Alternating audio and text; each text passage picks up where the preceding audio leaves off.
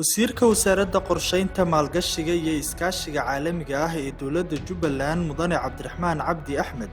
oo ka duulaya daadejinta adeegyada dadweynaha ee heer degmo iyo tayeynta hay'adaha dawliga ah ayaa 12kii bishan Sebteembar 2023 waxa uu safar shaqo ku tagay degmada Luuq ee gobolka Gadow waxaana wasiirka iyo wafdigiisa halkaas si diiran ugu soo dhaweeyay maamulka degmada Luuq iyo qaybaha kala duwan ee bulshada. ujeedka safarka wasiirka ayaa daarnaa dhagax dhigga mashaariic horumarineed oo laga hirgelinayo degmada Luuq la kulanka maamulka degmada iyo qaybaha kala duwan ee bulshada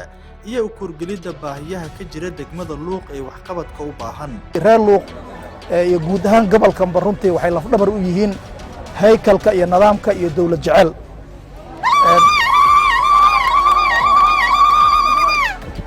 gobolkan runtii marka gobolka Gadow la yiraahdo annaga qalbigeena waxa ku soo dhaxda dad dawlad jecel iyo kala dambeyn aragtida iyo himilada madaxda Jubbaland ugu horeeyay madaxweynuhu waxa waaye Jubbaland oo mid ah Jubbaland oo garbaha is haysato oo Jubbaland oo midaysan inay doonto Soomaaliya oo mid ah haykalka iyo aragtidaas iyo visionkaasna waxa lafdhabar iyo guldhig u ah dadweynaha gobolka Gadow. socdaalkeena maanta waxaan fulinaynaa awaamirtii madaxweynaha Jubbaland uu ka jeediyay golaha wasiirada una u jeediyay dhammaan laamaha fulinta dawladda ee ah gobolkan maadaama muddo oo duruufo ku sugnaa siyaasadeed in hay'ad walba iyo wasaarad walba ee Jubbaland ay ka fuliso mashaariic horumarineed si ay bulshada u helaan horumar tiibaan annaga maanta ka soconnaa oo ka turjumaynaa. intii uu ku guda jiray safarkiisa degmada Luuq wasiirka wasaaradda qorsheynta maalgashiga iyo iskaashiga caalamiga ah ee Jubbaland Mudane Cabdiraxmaan Cabdi Axmed waxa uu dhagax dhigay dhismaha 3 wado oo muhiim u ah isku socodka bulshada iyo ganacsiga degmada Luuq kuwaas oo caqabado badan ay ku qabeen gaadiidka isticmaala iyo bulshada deegaanka. inaan si rasmi ah u dhagax dhigno wadada ay yeelan doonto degmada Luuq oo ka mid ah qorshaha horumarinta degmada. wadadan runtii waa muddo dheer baa laga soo shaqeeyay wasaaradda qorsheynta maalgashiga iskaashiga caalamiga iyo wasaaradaha kale oo halkan ku sugan iyo tiimka ka socdaba mashruuca oo ka tirsan wasaaradda qorsheynta waxay sameeyeen wax la yiraahdo mudnaan iyo priority iyo assessment fara badan oo degmada laga sameeyay oo la ogaaday mudnaanta iyo baahiyaha ay degmadan u baahan tahay. mashruucan waxa la yiraahdaa mashruuca dib ka soo kabashada xasradaha la yiraahdo ama waxa la yiraahdo Somali crisis recovery. sidoo kale wasiirka wasaaradda qorsheynta maalgashiga iyo iskaashiga caalamiga ah ee Jubbaland Cabdiraxmaan Cabdi Axmed ayaa mashruuca dhismaha biyo xireenka degmada Luuq ku wareejiyay maamulka degmada iyo wasaaradda beeraha iyo waraabka Jubbaland. mashruucan oo ah ka soo kabashada xasradaha ayaa ahmiyadiisu tahay sidii loo yareyn lahaa dhibaatooyinka fatahaadaha ee webiga Jubba uu ku hayo beeralayda iyo isku socodka dadka deegaanka. waxaana mashruucan dawladda Soomaaliya ka taageeraya Bangiga Adduunka. waxaan si rasmi ah ugu wareejinayaa maamulka degmada Luuq iyo gobolka iyo wasaaradda beeraha mashruuca weyn ee biyo xireenka ee degmada Luuq iga gudooma. wasiir aad iyo aad baan idinkaga mahadcelinaynaa shaqada wanaagsan ee degmada Luuq aad ka qabateen una imaadeen waxayna ka mid tahay waxyaabaha taariikhiga ah ee mar walba qof walba legacy ka tagay legacy-ga aan ka wada tagayna hadduu Ilaahay yiraahdo. wasiirka wasaaradda qorsheynta maalgashiga iyo iskaashiga caalamiga ah ee Jubbaland Mudane Cabdiraxmaan Cabdi Axmed oo uu weheliyo agaasimaha guud ee wasaaradda howlaha guud Maxamed Mursal Xirsi ayaa kulan la qaatay qaybaha kala duwan ee bulshada rayidka ah ee ku nool degmada Luuq ee gobolka Gadow. wasiirka ayaa bulshada kula dardaarmay inay mar kasta ka shaqeeyaan xoojinta dawladnimada, adkeynta xasiloonida degmada iyo deegaanada ku dhow si loo xaqiijiyo himilooyinka dawladda Jubbaland ee arrimaha horumarinta dawladnimada.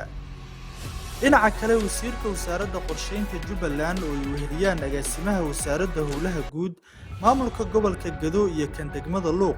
ayaa dhagax dhigay dhismaha iyo dib u dayactir lagu samayn doono guryo la qorsheeyay inay noqdaan xarumaha wasaaradaha qorsheynta iyo howlaha guud ee degmada Luuq ee gobolka Gadow.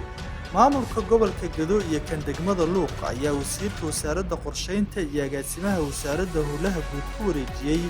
guryaha dib u habayntooda la dhagax dhigay oo noqon doona xarumaha rasmiga ah ee wasaaradda qorsheynta maalgashiga iyo iskaashiga caalamiga ah ee Jubbaland iyo wasaaradda howlaha guud guriyeynta iyo dib u dhiska Jubbaland ay ku yeelan doonaan degmada Luuq.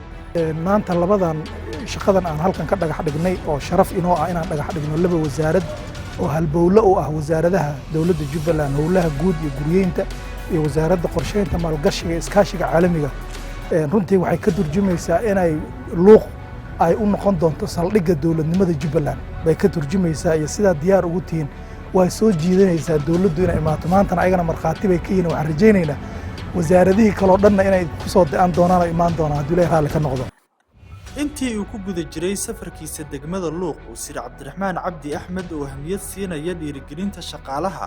ayaa shahaado sharaf guddoonsiiyey qaar ka mid ah howlwadeennada wasaaradda qorsheynta Jubbaland qaybta mashruuca ka soo kabashada xasaradaha Soomaaliya ee loo soo gaabiyo SCRP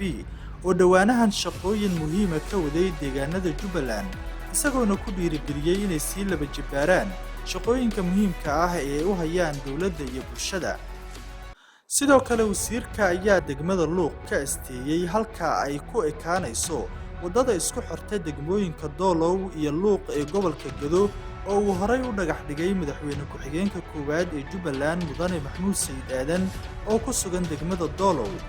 wadadan ayaa door weyn ka qaadan doonta isku socodka degmooyinka Doolow iyo Luuq ee gobolka Gado. waxaa farxad iyo sharaf inoo ah inaan maanta isugu nimaano munaasabadda astaynta wadada isku xirto Doolow iyo Luuq oo hore u dhagax dhigay madaxweyne ku-xigeenka koowaad ee dowladda Jubbaland Mudane Maxamuud Sayid Aadan oo ku sugan degmada Doolow ee gobolka Gado. runtii aad iyo aad ayaan ugu faraxsanahay sida milgaha leh ee bulshada degmada Luuq iyo maamulkoodaba beriyihii aan degmadan ku sugneen aan sameynay consensus building wada tashiya sidii ma aragtay wadadan iyo meeshii laga dhigi lahaa ayadoo dhinac walba laga fiirinayo muhiimadda ay degmada u leedahay iyo maxaa la dhahay wadadan saameynta ay ku lahaan doonto isu socodka iyo maxaa la dhahay isu furka ganacsiga iyo horumarkaba. dhinaca kale wasiirka wasaaradda qorsheynta maalgashiga iyo iskaashiga caalamiga ah ee Jubbaland Cabdiraxmaan Cabdi Axmed ayaa ka qayb galay casuumaad heer sare ah oo ay u sameeyeen dhalinyarada degmada Luuq. wasiir Cabdiraxmaan ayaa dhalinyarada siiyey talooyin wax ku ool ah oo ku saabsan dowladnimada midnimada iyo wadajirka bulshada Jubbaland waxa uuna ka dhageystay talooyin muhiim ah oo ay dhalinyarada u soo gudbiyeen. waanan idin hambalyeynaya sida aad maanta heegan ugu tihiin inaad wax saxdaan Jubbaland aad ka qayb qaadataan oo wada jirta Jubbaland oo dowladnimadeeda saxan inaad ka qayb qaadataan. waxaan rabaa inaan mid idinku daro madaxweynaha dowladda Jubbaland waxa ka go'an in dhalinyarada wax noqdaan. waxa tusaale kugu ah isbeddelka dhacay baarlamaanka hadda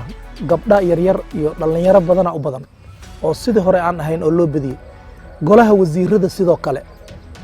dhalinyaro fara badan oo anoo kale way ku jiraan wasiirka dhalinyarada ka mid ah idin matala. madaxweynuhu marka wuxuu dareensan yahay doorka muhiimka ah ee shariifka ah dhalinyaradu ay ka qaadan karaan dowladnimada. runtiina fariintiina iyo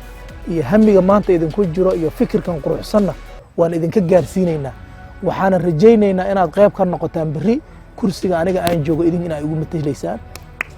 waxa waaye aad ka noqon doontaan mas'uuliyiinta ugu sarsareeya Jubbaland. dowladdan waa la wada leeyahay idinkaa iskale. waxaan idinkula dardaarmayaa wax walbood qabanaysaan lahaansho ku qabta. ugu dambeyn 20kii bishan Sebtembar wasiirka wasaaradda qorsheynta maalgashiga iyo iskaashiga caalamiga ah ee Jubbaland Mudane Cabdiraxmaan Cabdi Axmed ayaa soo gabagabeeyay safarkii uu ku joogay degmada Luuq ee gobolka Gado. safarkaas oo qaatay ku dhawaad 2 toddobaad ayaana ku soo dhamaaday guul iyadoo wasiirku uu ballan qaaday in mashaariicdii uu dhagax dhigay muddadii uu ku sugnaa degmada Luuq in sida ugu dhaqsiyaha badan looga horgeli doono.